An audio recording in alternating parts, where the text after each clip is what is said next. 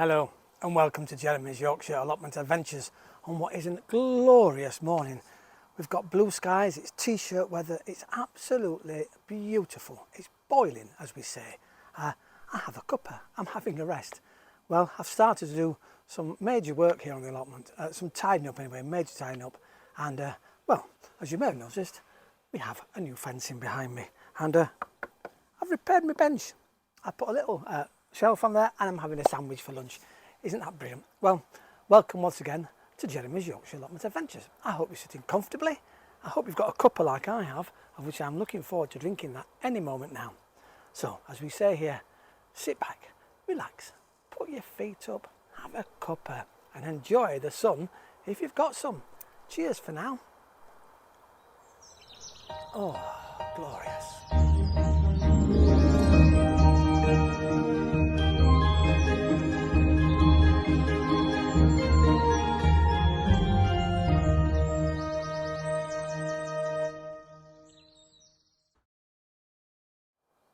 Well, while the sun's still here and it's going to go in any moment behind a cloud, unfortunately, I thought I'd do a few viewers' comments. First of all, we'll pop across to Wakefield to Darren. And, well, Darren, thank you for this picture, and it's intriguing. I'll show the picture. Here we go. Can you guess what it is? Well, these, believe it or not, are husks, coffee husks, and they're used in the process of getting the coffee beans. Now, Darren says these are amazing. They're really, really good mulch, and when it rains, they obviously clog together and keep all the moisture into the soil when it's hot and sunny. So they all make like a coffee husk mat around all your plants and your soils, and it keeps it all lovely. So really, really posh mulch. You also get lots of coffee beans and stuff, and that's really, really good. And coffee grounds. You're very lucky you have somewhere near you apparently that roasts its own coffee, and so you can get all these husks and extra coffee grounds. So thanks for those pictures, Darren. They really did have me going at first. But what a great thing. I've never heard of coffee husks. Well, you can buy very, very small bags, but you've got them in massive quantities. Lucky you. Well, let's carry on with the viewers' replies and comments. You remember Steve was having trouble with his badgers? Well, Dean, thank you for getting in touch. You sent me a fantastic email to jezgrows@outlook.com. That's jezgrows@outlook.com. And you've suggested all sorts of things. Extra fencing. You've said that your council put up really sturdy metal fencing all around your allotments, but the badgers, being badgers, just decided to dig under them. Apparently they've got over 4-foot chicken wire and they're still eating the thing. You did suggest tea bags scattered around, coffee grounds, all sorts of stuff like that.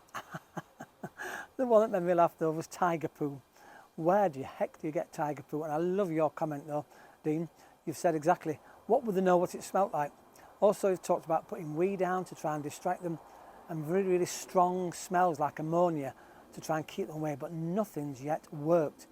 So if anybody else out there has got any more suggestions for Steve, well, I'm for Dean by the sounds of things, about how to keep badgers out, it looks like we can't keep badgers out. But are there something that badgers enjoy more than they do the rest of the stuff they've come to eat? Is there one plant particularly that they're going for that you could plant some of that which might distract our lovely badgers? But they say once a badger's on its path, that's the path it goes along most of the time. Unfortunately, maybe try and move all the vegetables away from where the badgers are going. It's impossible sometimes when you have a plot to move everything around like that. But yes, let's hope we get some more viewers' comments. Now, as regards to recycling, and remember, Alt for Nowt. This is our new segment, so here we go. Alt for Nowt. Brilliant.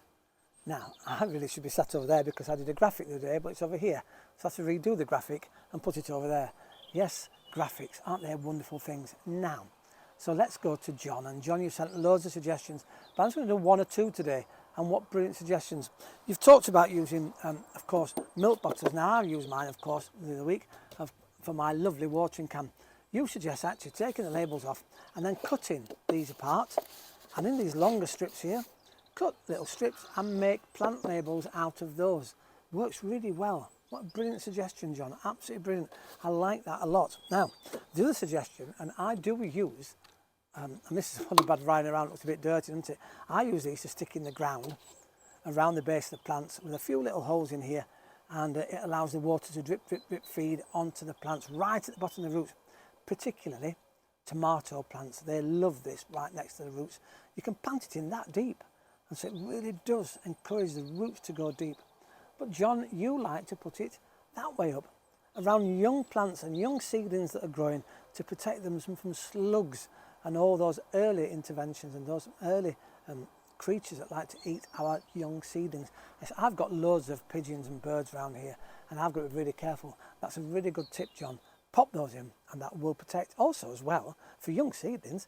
Acts as a mini greenhouse as well, which means as well you can also undo the top and allow the air in or out, and you can also put holes in the end of there to regulate it even better. So brilliant tip with that one.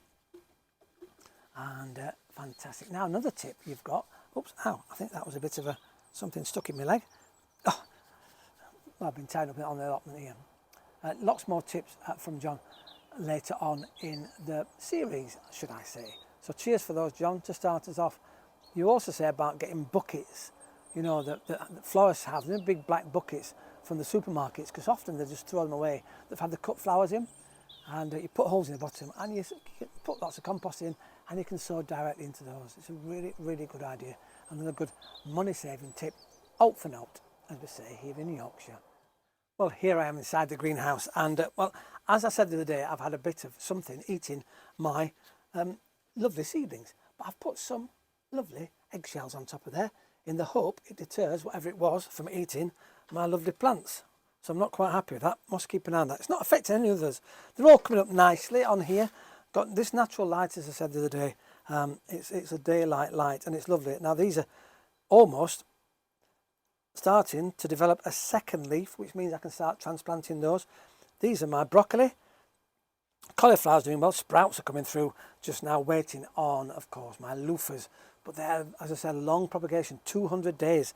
Incredible. So they will take time. Now, what else can you sow at this time of year?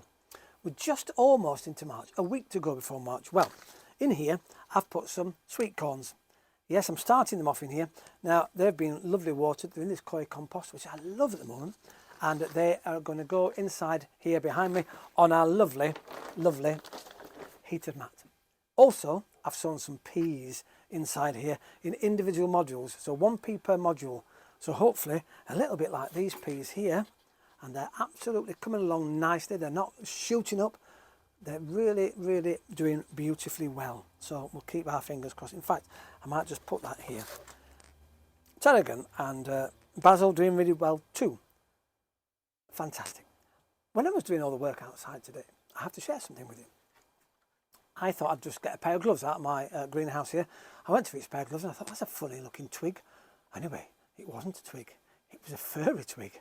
Not as a furry twig, it was a furry caterpillar. And shall we? Here's a photograph.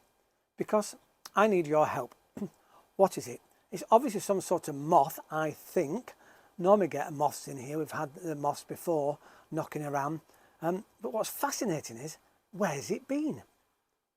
Because it's been just on a tray over there. The only thing I can think of is there was a old plant pot, and whether it's just been laid inside the plant pot and it's now out and about, and it is really out and about. It's gone onto allotment. So isn't that interesting? Just turns up like that. I don't think that's what was eating here, because that was over there and that's over here. Completely different. Well, once again, thank you very much for watching Jeremy's Yorkshire Allotment Adventures. It's great to have you all on board. Thank you for all your comments. We'll come back to more from John, because John sent loads of suggestions in on the Out for Nowt section. And as you know, Out for Nowt in here includes using eggshells. Yes, eggshells, there they are. Look, you can take them out, look at that, and transplant those into the ground. Absolutely brilliant. All sorts of things like that we like here on the allotment. As I say, great to have you on board. Thanks for your comments. And so thank you to Dean, to Darren, and to John for your input in today's show, and we'll come to lots more on the next show. Well, I'm going back outside to enjoy the sunshine and, well, just have a look at what I've been doing so far today, ready for, hopefully tonight, a bonfire, and burn some of all the rubbish, all the twigs and leaves, well, not leaves, but all the twigs and branches. Hopefully it's not too wet. Ta-ra for now.